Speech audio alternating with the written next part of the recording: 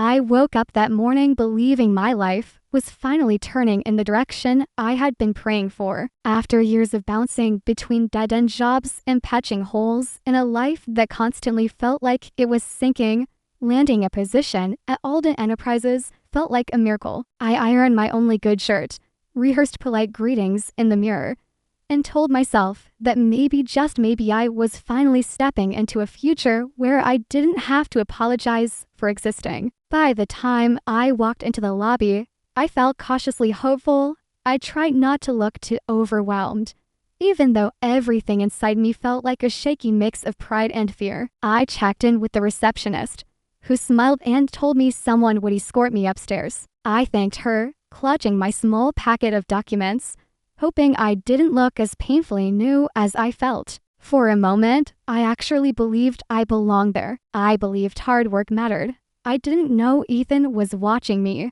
His laughter announced him before his voice did a loud, arrogant bark that echoed across the lobby. When he stepped into view, everything about him screamed money he didn't earn. Designer suit, perfect haircut, the kind of confidence that comes from a lifetime of being told the world is yours. I recognized him instantly. Ethan Alden, the CEO's son. He looked me up and down like he was inspecting something cheap. "Who are you?" he asked. I told him my name. He smirked. "You're the new hire? Seriously, this is who HR is bringing in now. You look like you got lost on your way to a charity line." A few employees froze nearby. The receptionist's face went pale. He rose in my chest, but I forced myself to breathe. "I'm here to start in the analytics department," I said, still hoping this was some twisted joke. Ethan laughed louder. "Analytics, you?" HR must have been desperate. Then he turned to a group passing by and said, "Guys, look at this. We're hiring strays now." Humiliation washed over me. A woman nearby whispered, "Ethan, stop." But he waved her off. Then, with a flick of his hand, he said the words that snapped something inside me: "You're fired. Day 1, actually, minute 1. Security, get him out." The receptionist tried to intervene, but Ethan silenced her with a glare. Two security guards approached, clearly uncomfortable, but I raised a hand and told them it was fine. My heart pounded, but my voice stayed calm.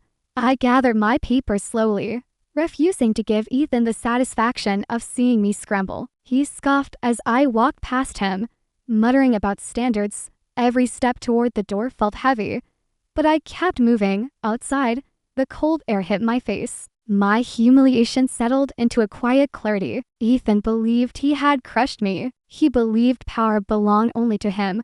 He had no idea that the company he strutted through like a kingdom was one I owned the majority of. He didn't know that 72% of the shares, his inheritance, his safety net, trusted in the hands of the person he had just thrown out like trash.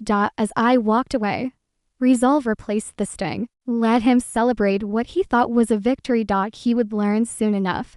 He would learn exactly who he had dismissed. What Ethan didn't understand was that my silence had never been weakness. It was patience. I had spent months quietly negotiating, learning, positioning myself, and buying shares from board members who assumed I was a harmless investor. I never announced my moves, never sought attention, and never demanded recognition. I preferred to work in shadows, while people like Ethan basked in spotlights they didn't earn. That morning, as I walked toward the train station, I replayed his insults, letting them fade. They no longer stung. They simply reminded me why power is safest in steady hands. Quiet. Most people assume ownership comes from luck, inheritance, or ruthless ambition. But my path to holding 72% of Alden Enterprises began long before I ever set foot in the lobby Ethan humiliated me in. It began with a man who saw something in me before I ever saw it in myself: Mr. Henry Alden, the founder. I first met him when I was 16, working part-time at the shipping warehouse he visited occasionally. I was sweeping floors the first time he spoke to me, not in the distant, polite way executives talk to employees they'll forget within minutes. He asked my name, asked about school, asked what I wanted to do with my life. No one had ever asked me questions like that. I didn't even know how to answer, but he kept talking to me every time he visited, as if he genuinely cared what a kid with worn-out shoes had to say. Over the next few years, I found myself seeking him out. He'd let me tag along during his rounds, pointing out inefficiencies, explaining how the business worked, and teaching me things he said most people only learned after years in boardrooms. I thought I was just being given scraps of wisdom. Only later did I realize he was preparing me for something I never imagined. When I graduated high school, he helped me get a scholarship. When I struggled in college, he encouraged me. When my mother got sick and I considered dropping out, he talked me into staying, promising the hard work pays off even when life feels unforgiving. I never felt like a project to him. I felt like a person worth investing in. That alone changed my life. I didn't know he was sick until it was almost too late. By then, the board was quietly preparing for a transition, and Ethan, his only child, was already being ushered into executive privileges he had never earned. I visited Mr. Alden in the hospital 2 days before he passed. He was tired, but his eyes were still sharp. People think power belongs to the loudest voice, he told me, but real power belongs to the one who uses it responsibly. I nodded, not fully understanding, but sensing the gravity in his words. He reached for my hand. I've watched you grow. I've watched you work harder than men twice your age. One day, this company will need someone who remembers its purpose, someone who understands people, not just profits. I didn't know that conversation would change my entire future. When his will was read, I sat in the back of the room, expecting nothing more than closure. Instead, I learned he had designated me as a silent majority shareholder, 72%, while Ethan would retain only his salary and a small trust. Gasps filled the room. Eyes turned toward me, some shocked, some resentful, some confused. Even I was speechless. The instructions attached to the inheritance were simple. I was not to reveal my ownership unless leadership became toxic, unethical, or destructive to the legacy he had built. As long as the company remained aligned with Mr. Alden's values, I was to stay invisible. For years, I honored that promise without hesitation. I built my own career quietly, never mentioning the shares, never seeking influence. I believed Ethan might grow into his role, or at least surround himself with people who grounded him. I hoped the company would remain stable enough that my involvement would never be needed. But walking out of that lobby on my supposed first day, I felt the weight of Mr. Alden's trust settle heavily on my shoulders. I realized his instruction wasn't theoretical. It wasn't a hypothetical safeguard. It was a responsibility. Ethan's cruelty, arrogance, and disregard for the very employees who kept the company alive, that was the toxicity Mr. Alden feared. And now, it was my turn to honor the promise I made to the only man who ever believed I was capable of something greater. The moment Ethan fired me was the moment I stopped being silent. I owed Mr. Alden that much. I'd heard stories about Ethan long before the day he humiliated me, but they never hit as hard as when I started digging deeper into who he really was. People described him as the kind of man who believed the world existed solely to serve him. But even that felt like an understatement. He wasn't just entitled. He carried his father's legacy like a crown he hadn't earned yet felt destined to wear. When he returned from whatever overpriced leadership seminar he'd attended, he marched straight into the CEO role as if it had been waiting for him and immediately began reshaping the entire company around his ego. What shocked me most was how people obeyed him. Not out of respect, never that, but out of fear. There was a heaviness in the atmosphere whenever his name was mentioned, a quiet dread beneath the surface. I saw it firsthand during meetings I observed from afar, long before he recognized me as anything more than the poor guy he could belittle. Employees would stiffen, their voices flattening, their eyes lowering any time he entered a room. It was like watching people brace for a storm that never ended. I kept hearing the same stories told in hushed tones, sudden firings, temper tantrums that left people in tears, reckless policy changes, and threats disguised as performance feedback. He treated everyone like they were disposable, and it made me wonder whether he had always been this way or if power had rotted him from the inside out. But the more I learned, the clearer it became Ethan had never understood responsibility. He had only learned how to leverage fear. Still, I needed more than rumors. If I was going to confront him as a majority owner, when the time was right, I needed proof of exactly how far he had fallen from the standards his father built this company upon. So I spent nights digging through internal reports, financial statements, audit logs, everything the board somehow overlooked or ignored. What I found turned my frustration into something heavier, something dangerously close to anger. Ethan wasn't just incompetent. He was reckless in ways that endangered the livelihood of every person working under him.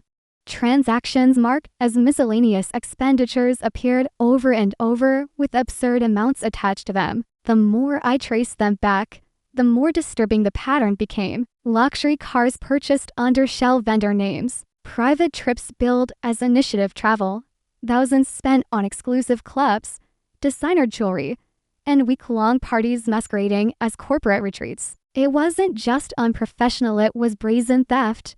I remember staring at one receipt so unbelievable it made me laugh under my breath. A custom-built gaming room installed in his penthouse, paid for directly through a marketing budget line item he had approved himself. An entire room built purely for entertainment, funded by hard-working employees whose bonuses he had slashed for financial caution.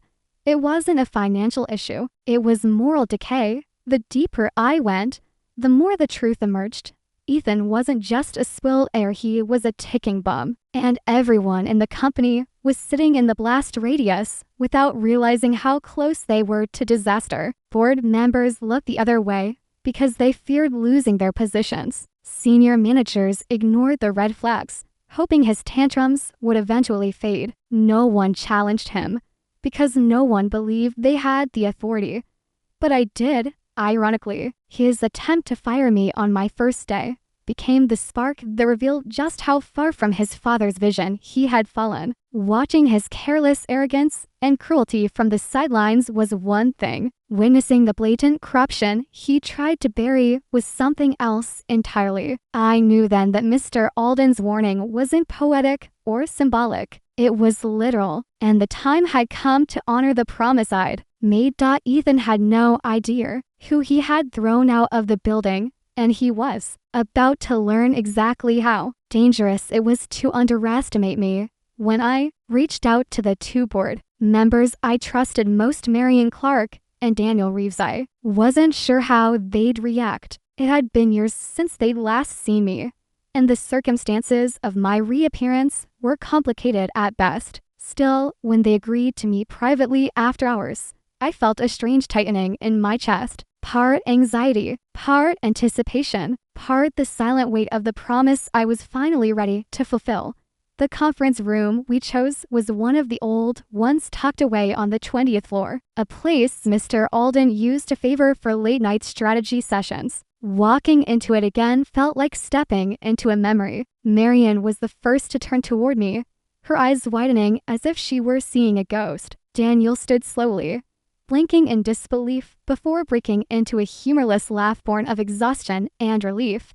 "I can't believe it's really you," he murmured, shaking his head. "All these years, we thought you'd never come back." "I didn't plan to," I admitted. "Not unless I had to." Marion leaned forward, gripping the edge of the table. "You read the reports, didn't you? You've seen what's happening." Her voice trembled, a mixture of anger and a kind of helplessness I had never associated with her. She had always been firm, composed, the grounding presence in any crisis. Seeing her shaken told me more than any documentation ever could. "I've seen enough," I said quietly. "More than enough." They exchanged a glance, not the subtle, calculated kind I often witnessed in boardrooms, but a desperate one, the sort shared between people who've been drowning for months and have finally spotted a lifeboat. Daniel sank back into his chair. "The company is falling apart. Morale is non-existent. Investors are uneasy. And Ethan," he exhaled sharply, "he's burning through resources like the world owes him its wealth." Marian added, "We've tried to intervene, but he threatens to fire anyone who questions him. He hides behind his father's legacy, but he doesn't carry an ounce of the man's heart." Their voices cracked with something far deeper than frustration betrayal. They had dedicated decades to building the company with Mr. Alden. Watching Ethan dismantle it piece by piece must have been agony. I let them speak, listening not just to their words, but the silence between them, the fear, the fatigue, and, beneath it all, the hope that maybe my appearance meant things could change. They didn't know the full extent of my involvement. They didn't know I held the majority of the company in my hands like a hidden blade. They were pleading to a man they thought had influence, not the man who could rewrite the company's future with a single vote.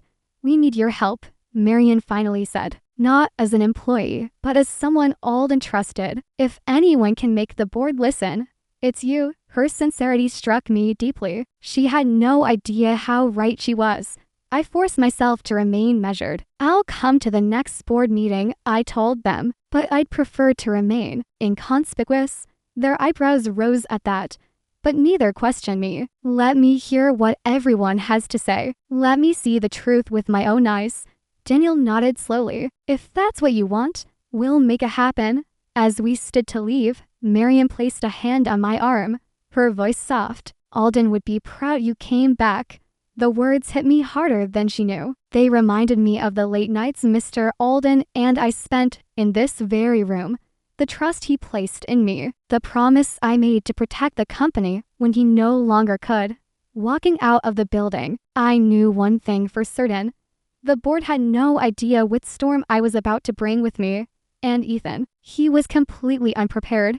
The breaking point didn't arrive quietly. It came roaring into the news cycle like a meteor, setting the entire company on fire before anyone had a chance to brace themselves. I woke up that morning to headlines plastered across every major business outlet.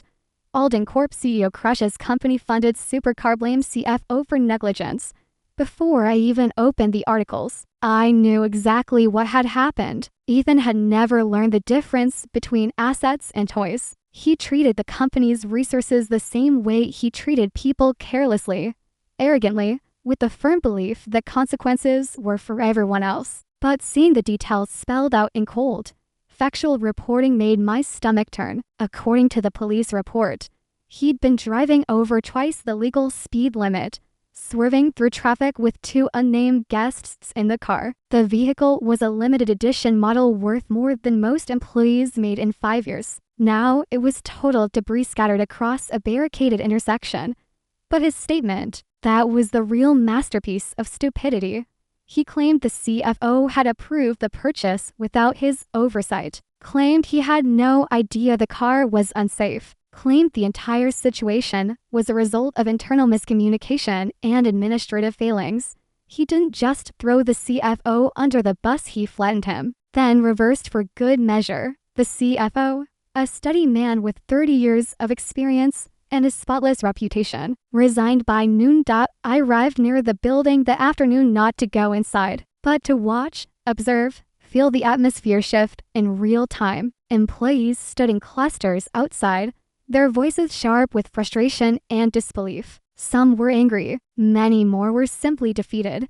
As if this latest fiasco confirmed exactly what they already knew. Leadership had lost its mind, and the company's future was strapped to a rocket headed straight toward the sun. One woman muttered, "I can't afford my rent increase this year because he cut bonuses, but he's out here wrecking a car worth more than my mortgage." Another man shook his head. "He's untouchable. The board won't do anything." And a third whispered, "Not unless someone higher than him steps in." But no one like that exists. I almost laughed. If only they knew. Inside the building, the tension was worse. Marian later told me the board had been split down the middle within hours. Half believed Ethan needed to be suspended immediately. The other half, those either loyal to the Alden family name or too afraid to challenge it, argued that punishing him publicly would tank investor confidence. So, instead of action, they drafted a weak, corporate-scented statement about ongoing internal review, which satisfied no one and infuriated everyone. Investors started calling. Journalists camped outside the lobby. Clients canceled meetings. Partners threatened to reevaluate contracts. And Ethan, he strutted around like he was the victim of a witch hunt, a performance of indignation, complete with loud declarations of betrayal, vague references to jealous executives, and occasional attempts to place blame on the legal team, PR department, and anyone else within arm's reach. Watching all of this made something inside me settle, not anger, not even disappointment, but clarity, the kind of clarity that emerges when a line you've tried not to cross becomes impossible to ignore. For weeks, I had remained a ghost, listening, gathering evidence, watching Ethan self-destruct without needing my interference. But this was no longer a private implosion. This was a public embarrassment, a costly one, a dangerous one that jeopardized not just reputations, but jobs, stability, and the legacy of the man who trusted me to protect everything he built.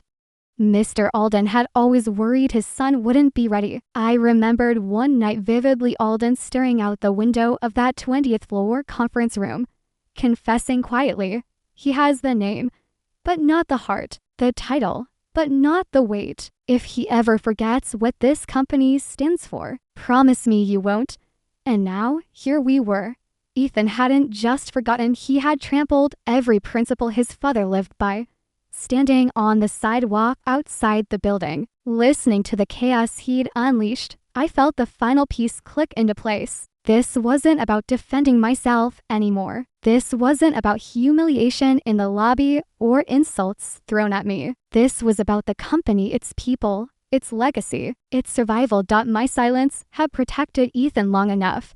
And as the wind carried murmurs of anger from the employees clustered outside, I knew with complete certainty the time for silence was over. The moment I stepped onto the polished marble floor of Alden Enterprises again, I felt a thrill I hadn't allowed myself in years. This time, I wasn't the nervous, hopeful newcomer clutching a folder full of resumes. This time, I was accompanied by lawyers and one of the board members I trusted most, Daniel Reeves, who walked just a step behind me with a calm authority that seemed to radiate through the lobby. Security glanced at the documents in my hand and nodded discreetly, sensing this was no ordinary visit. Ethan was leaning against the reception desk, phone in hand, scrolling like the world owed him attention. He glanced up just as I passed the glass doors and froze mid-laugh. Recognition dawned, followed by a mocking grin that didn't quite reach his eyes. Well, if it isn't the charity hire, he sneered. Funny seeing you back here again. Security. Escort him out. Now, I slowed my pace, letting each step echo slightly against the marble, savoring the ripple of tension that spread through the room. My lawyers moved forward, handing security a thick folder sealed with legal stamps. Security looked briefly confused before glancing at Ethan.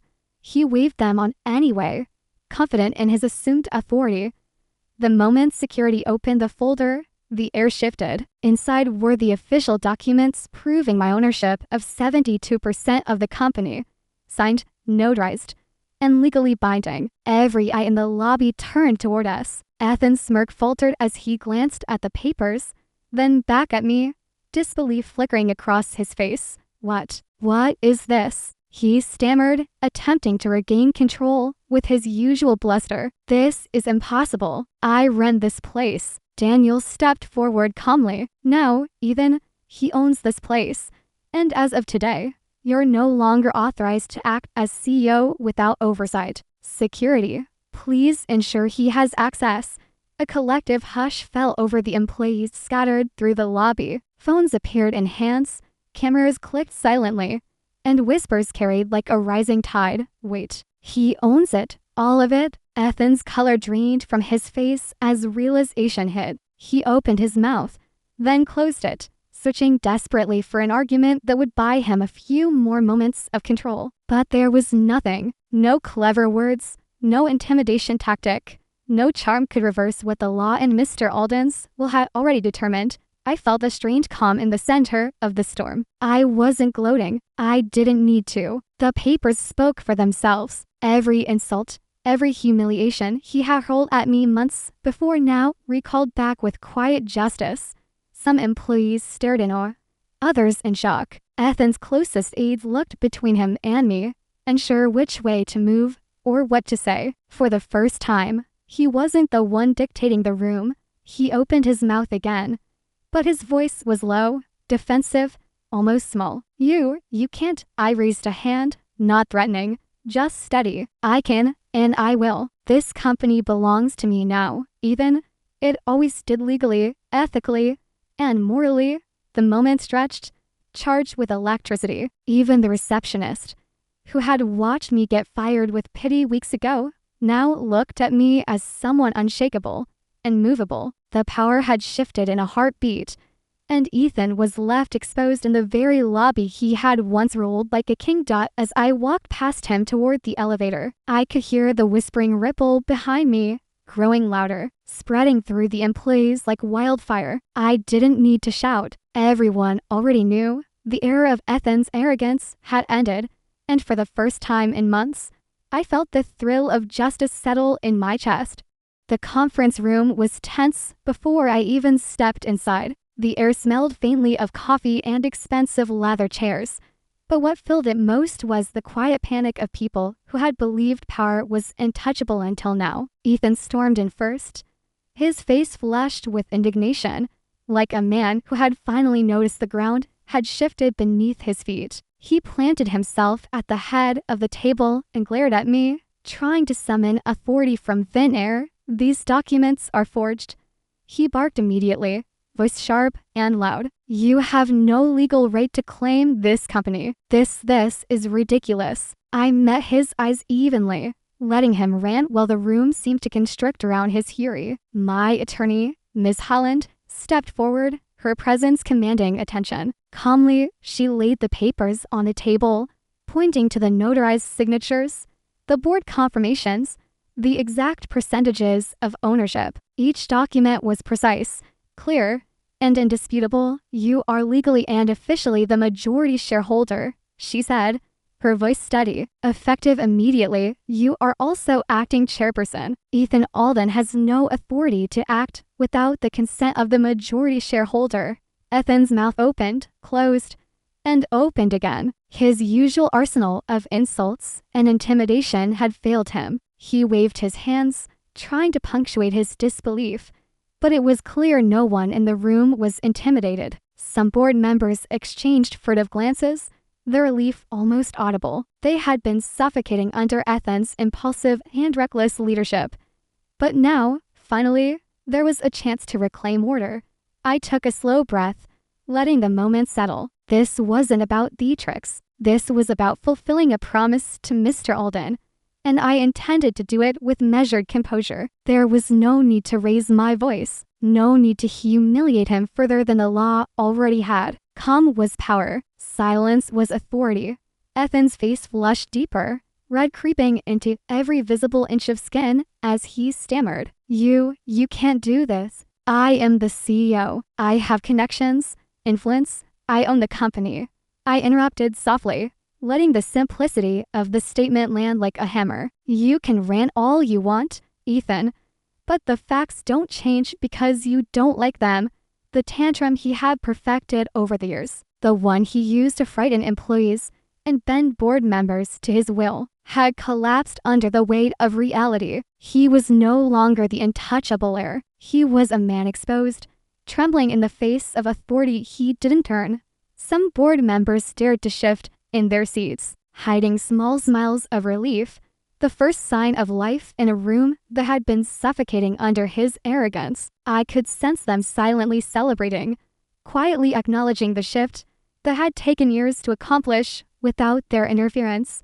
I stayed calm, keeping my voice even and my body composed. Every eye in the room was on us, some with hope, some with shock, some with disbelief. Ethan's face continued to drain of color, the red replaced with a paleness that made him look fragile. He had assumed power was a birthright, that he could bulldoze his way through people and rules alike. But the reality had arrived, unshakable, undeniable. I felt the weight of Mr. Alden's trust settle in my chest, grounding me. This wasn't vengeance. This was responsibility. His promise had been clear: protect the company when leadership became destructive. And now, Ethan opened his mouth one last time, words faltering into nothing, and I realized just how thoroughly the tide had turned. The room, once dominated by his ego, was now governed by the law, reason, and non-suppressed justice, and I, the one he had dismissed as insignificant, stood at the center,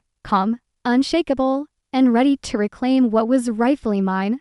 The following week, I called a meeting that would shake every corner of Alden Enterprises. It wasn't flashy, and there were no dramatic announcements at first, just a quiet room filled with board members, department heads, and key employees. I began methodically, laying out evidence Ethan could no longer ignore. Every misuse of funds, every fraudulent expense, every personal indulgence masquerading as corporate necessity was presented with clarity and precision. Luxury cars billed to marketing accounts, private vacations charged to office budgets, designer furniture for his penthouse paid through company lines. Each example was accompanied by internal invoices, receipts, and documented approvals that traced directly back to him. Next, I addressed the human cost of his recklessness. HR complaints that had been buried in drawers for months were suddenly alive again. Employees who had been silenced by fear submitted statements detailing wrongful terminations,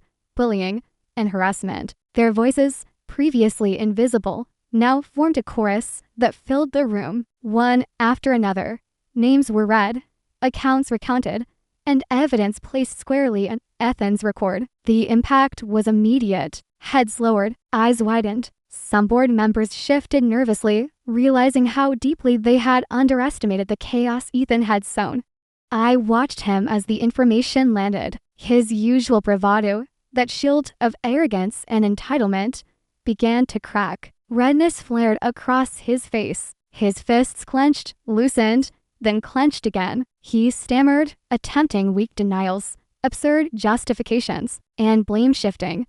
But the documents, the employees' testimonies, and the stark reality of the situation rendered every argument meaningless. The empire he had built on fear and name recognition was crumbling in real time, and he could see it happening. When the board convened to vote on immediate action, the energy in the room shifted palpably. For months, some members had been silent, intimidated, or uncertain. Now, with indisputable evidence laid bare, they could no longer hesitate. Every hand raised in favor of suspension, every vote unanimous. Ethan's suspension pending a full investigation was official, irreversible. The power dynamic had shifted once and for all, and this time it was public. I could feel the employees' relief ripple through the room. Some allowed themselves quiet smiles. Others exhaled with the tension they'd carried for years. I had watched from the sidelines as Ethan spiraled on his own arrogance.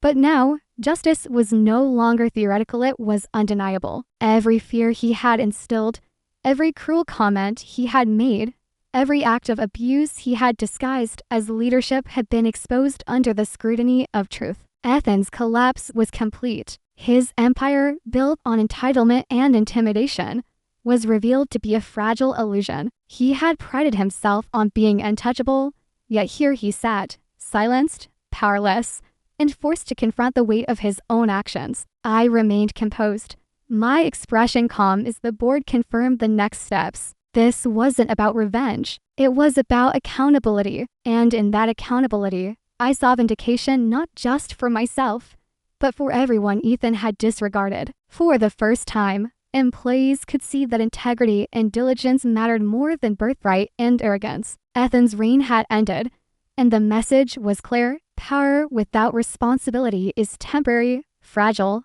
and, in his case, completely exposed. As I left the meeting, the satisfaction was quiet but immense. The first reversal had been legal and private. This second reversal was public and irreversible. Ethan's world had tilted on its axis, and the company, at long last, could breathe.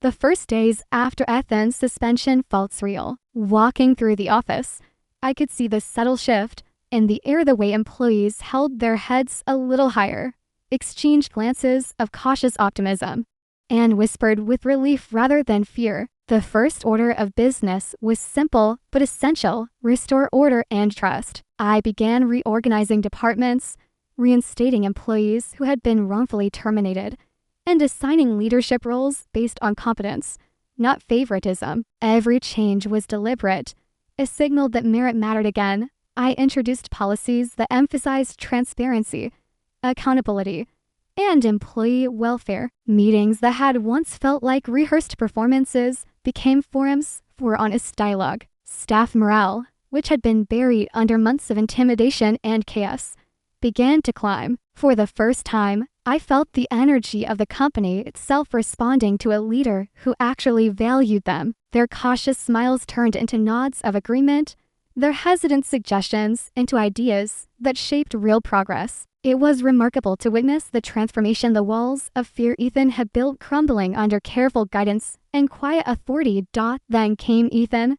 He arrived in my office, ostensibly unannounced, his expression carefully constructed to appear vulnerable. At first, he tried the same tactics he had always used: bluster, charm, subtle threats. But when he saw the calm in my demeanor, the authority in my presence, his approach shifted. He became theatrical, almost desperate. Tears welled in his eyes as he recounted tales of loneliness, of being misunderstood, of how the weight of the company had driven him to mistakes. I didn't know what to do, he pleaded, voice cracking. I just wanted to live up to my father's name. I listened without interrupting, though every word he spoke reminded me of the months of suffering he had caused. When he offered a partnership, a vague promise to cooperate if I shared leadership, I let silence fill the room. The offer was manipulative, calculated, and entirely untrustworthy. I'm willing to help you, I said finally, keeping my voice steady, but only if you follow clear guidelines, take accountability, and commit to professional rehabilitation. Your personal apologies and sob stories don't erase the damage done. He recalled slightly, clearly expecting my compliance or at least hesitation. Instead, I remained firm. This company ain't a playground for entitlement. You either cooperate responsibly or you step aside completely. Your choice. Ethan's face hardened. Pride, arrogance, and fear tangled into a mask he quickly wore again. I don't need your help. I can manage. He spat. I let him leave, the door closing softly behind him. There was no vindictiveness in my tone, no personal attack. I had no need for theatrics. The legal, ethical, and operational reality spoke for itself. He had lost his grip. I had gained control. Walking through the halls later that day, I could feel the energy solidify around me. Employees who had once whispered in fear now approached with cautious confidence, asking questions, offering ideas, seeking guidance. The company had begun to rally not behind an arrogant air, but behind someone who understood their worth, who honored Mr. Alden's vision, and who had the patience, integrity, and foresight to rebuild what had been fractured. Ethan, in contrast, was isolated. His attempts at manipulation had failed, his pleas rejected, and his relevance waning. The gap between us had never been clearer. One man rising with legitimacy and respect, the other clinging to illusions of power that no longer held sway. By the end of the week, it was undeniable. His fall had cleared the path, and my rise was no longer a question of possibility, it was reality. The day of the annual shareholder meeting arrived with a tension that buzzed through the city. Hundreds of people filled the hall. Investors, board members, and key employees packed shoulder to shoulder, all waiting for the moment that would decide the fate of Alden Enterprises. I arrived early, reviewing my notes, mentally preparing for the storm I knew was coming. This was not just a meeting, it was the stage where years of patience, observation, and careful planning would meet the recklessness of a man who had never understood responsibility. Ethan arrived late, as he always did, striding onto the stage with the confidence of someone who believed the world existed solely to serve him. The applause he received was polite, perfunctory, lacking the genuine respect he assumed he commanded. He flashed a smile that didn't reach his eyes, scanning the room as if daring anyone to challenge him. When his gaze landed on me, I could see a flicker of unease, quickly masked by arrogance. He strode forward and raised a hand as if to claim the spotlight, but the room already knew who held the power. I waited, letting the silence build for just a moment, then began. Calm, measured, and confident, I addressed the shareholders directly. "Ladies and gentlemen," I said, "today, you are witnessing not just a company in crisis, but the correction of decades of mismanagement and misconduct." I gestured toward the screen behind me, which illuminated line by line, page by page, the audited financial documents documenting Athens' misuse of funds, the falsified invoices, the personal luxuries paid for at the company's expense. The room grew still, every eye fixed on the evidence displayed in undeniable clarity.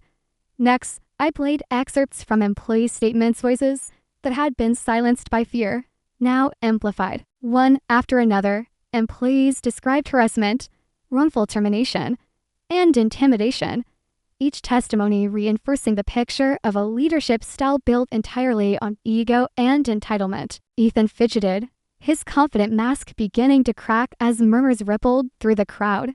He finally rose to respond, shouting accusations, claiming mistakes were misrepresented, attempting to deflect blame. But each objection collided with fact, each denial confronted by evidence. I remained calm, letting the truth carry the weight of judgment. Shareholders watched, no longer swayed by charisma or name. They were seeing reality, unfiltered and undeniable. When the time came to vote, the results were overwhelming. Hands shot up, papers were marked. The room filled with an electric energy that had been absent for years. The shareholders voted unanimously to remove Ethan from any position of authority permanently. Cameras flashed as the decision was announced, capturing the shock and humiliation etched across Ethan's face. He stumbled back, his protests reduced to muttered threats that sounded hollow in the roar of approval surrounding him. Security moved in swiftly, guiding him out of the room as the crowd erupted in cheers and applause. The moment felt cinematic, an entire empire of entitlement collapsing under its own weight. The protagonist standing calmly at the center, witnessing the long overdue justice unfold. I looked out over the faces of the employees and shareholders. Relief, hope, and vindication shone in their eyes. For the first time in years, the company breathed freely, unshackled from arrogance and mismanagement. The chaos that Ethan had created was finally being replaced with structure, integrity, and respect.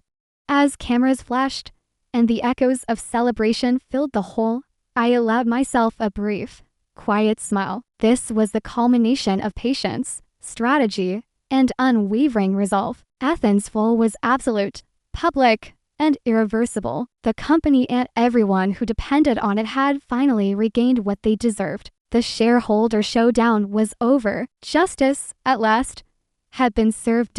As the dust settled from the shareholder showdown, I assumed the role of acting CEO.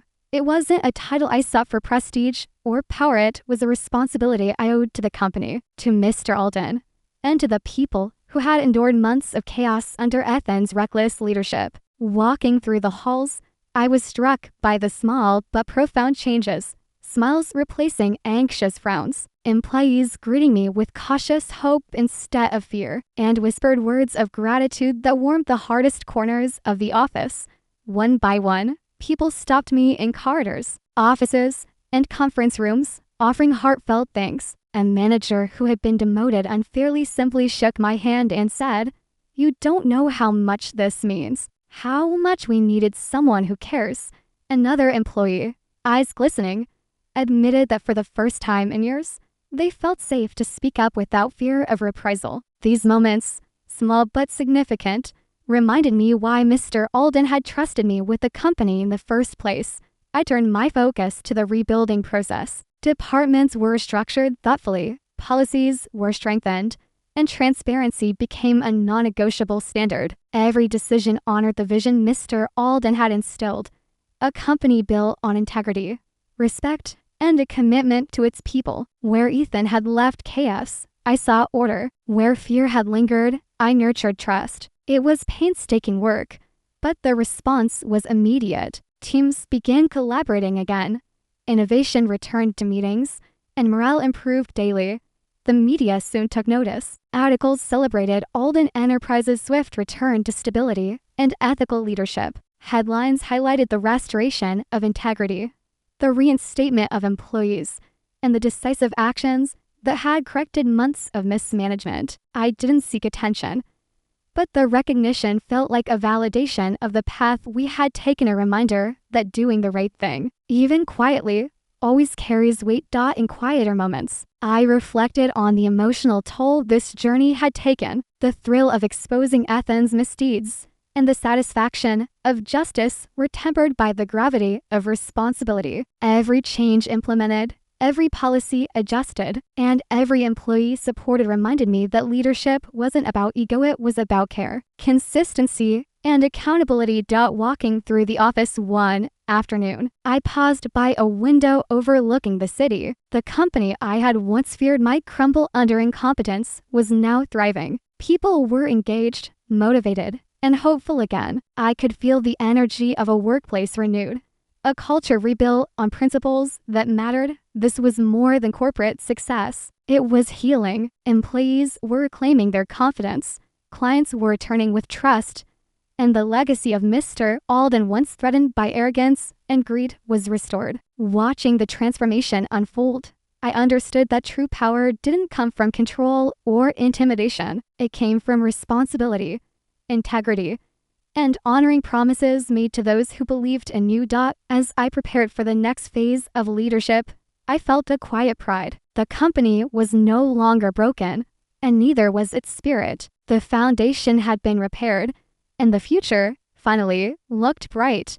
A week after the shareholder meeting, Ethan requested a private conversation. I agreed, curious but cautious. We met in a small conference room, devoid of cameras, employees, or witnesses, just two people and the weight of months of conflict. When he walked in, he was quieter than I had ever seen him, shoulders slumped, eyes avoiding mine. The arrogance that had defined him, the bluster that once filled every room, was gone, replaced by something fragile and uncertain. He sat across from me, fidgeting with the cuff of his sleeve, and for a moment, I considered walking away, letting the silence speak for itself. Instead, I waited for him to start. I fired you, he said, voice low, almost embarrassed. I guess I just felt threatened by anyone competent, by anyone who could actually run this company without stepping on their own ego. It wasn't an apology. It wasn't meant to be, but the honesty, raw and unexpected, was more revealing than any tantrum he had thrown. I listened, letting him speak, the room quiet except for the occasional rustle of papers on the table. When he finished, I leaned back and looked him in the eyes. Ethan, I said slowly, you never understood what leadership truly is. It isn't about inherited titles, fear, or wealth. It's about responsibility, integrity, and the people who trust you to guide them. You've had the name, but never the heart for it. He swallowed hard, blinking rapidly, his hands gripping the edge of the table. For the first time, he wasn't trying to defend himself. There was no posturing, no excuses, just a man confronting the gap between who he thought he was and who he truly had been. I continued, keeping my tone calm but firm. You will receive severance and recommendations for professional therapy and leadership rehabilitation. This is your chance to rebuild yourself away from this company without destroying what remains of your dignity or anyone else's. His body trembled slightly, and I realized he was breaking down, not villainously, not theatrically, but humanly. The bravado that had masked insecurity for years had crumbled, leaving only a man forced to face his mistakes. He didn't cry out of spite or anger. He cried because he finally had to see himself clearly. I felt a pang of sympathy, not for his arrogance, but for the vulnerability he had denied for so long. This wasn't satisfaction. It was closure. I had kept my promise to Mr. Alden, restored the company, and now, in this quiet room, I offered the final act of accountability. Compassion tempered with consequences. Ethan looked up, voice barely above a whisper. I don't know how to fix this. You start by understanding the damage you've caused. I said gently. Then you take responsibility, privately, for the rest of your life. It won't be easy, but it's possible if you stop pretending you're invincible. He nodded slowly, the weight of comprehension settling in. I left the room with a quiet finality, feeling the bittersweet truth that some people can only grow once they've truly fallen. And in that moment, I understood that justice wasn't only about triumph, it was also about mercy, humanity, and the chance for redemption. I stood at the edge of the cemetery, the cool breeze brushing my face as I looked down at the simple stone marking Mr. Alden's resting place. The name engraved there carried more weight than any title, any percentage of ownership, or any courtroom victory. I knelt, feeling the grass beneath my hands, and allowed myself a moment of quiet reflection. This was where it all began: the mentorship, the trust, the late-night conversations in the high-rise conference room that shaped my sense of responsibility and purpose. I thought back to the first day I met him, the way he had seen potential in me when no one else did, the lessons he had imparted not in lectures, but in lived example. He had entrusted me with more than numbers or contracts. He had entrusted me with the company itself,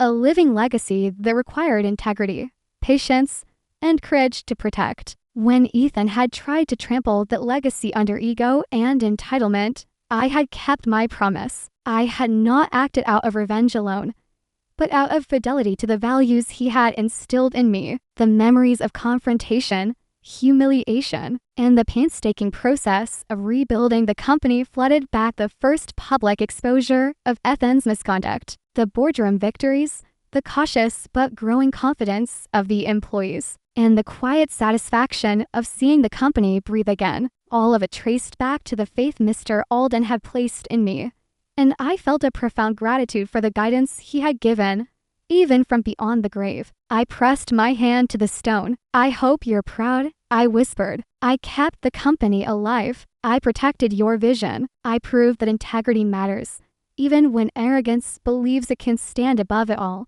The breeze carried my words softly across the cemetery, and for a moment, the world seemed still, as if the founder himself were nodding in quiet approval. Rising, I felt a sense of closure settle over me. The battles had been won, the lessons honored, and the legacy preserved. Ethan's arrogance had been defeated, not through rage, but through patience, strategy, and unwavering fidelity to what was right. The company, its employees, and the principles I held dear were intact, and that was the true victory. As I walked away from the grave, the sun breaking through the clouds, I felt a weight lift from my shoulders. The arc of the story, from humiliation to justice, from chaos to restoration, had reached its natural conclusion. I had honored Mr. Alden in the way that mattered most, by acting with integrity, protecting what he loved, and proving that true leadership is measured not by title or wealth, but by character. For the first time in months, I allowed myself to breathe fully, knowing that the company, the legacy, and the promise I had made were safe, intact, and thriving. The storm had passed, and in its place, there was peace. Months have passed since Ethan's downfall, and the transformation of Alden Enterprises is nothing short of remarkable. Walking through the bustling offices now, I see energy, collaboration, and genuine enthusiasm. Departments operate with precision and creativity. Employees communicate openly, and the sense of fear that once hung over every meeting has vanished. The company I once feared would collapse under entitlement and arrogance has not only survived, it has thrived. Revenue is up, morale is sky high, and clients praise the renewed integrity and professionalism that defines every interaction. I reflect often on the journey that brought me here. Day one could have been the end: humiliation, dismissal, and the sting of public embarrassment, but it wasn't.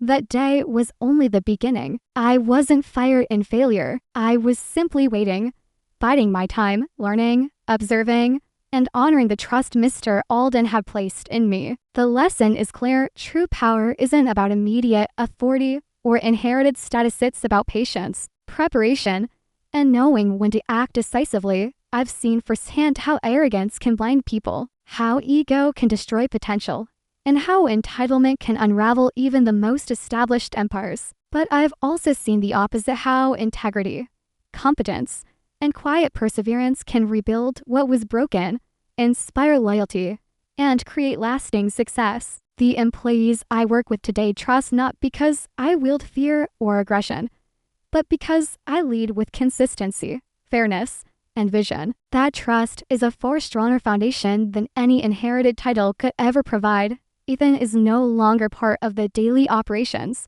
but his absence has taught a broader lesson. Power without responsibility is fleeting, and those who cling to it without understanding will always falter. Meanwhile, the company moves forward, guided by principles, strategy, and a culture of respect. Watching teams innovate and collaborate reminds me why Mr. Alden believed in people like me, those who value substance over showmanship, vision over ego, and action over words. Sitting in my office, I sometimes glance at the framed portrait of Mr. Alden on the wall. It serves as a reminder that legacy is not about wealth or title, but about values, trust, and the ability to rise when the moment demands it. The throne wasn't mine on day one, and perhaps it shouldn't have been. The lesson, the challenge, and the journey were all necessary to shape the leader I needed to become. Now, as the company flourishes under guidance rooted in integrity and fairness,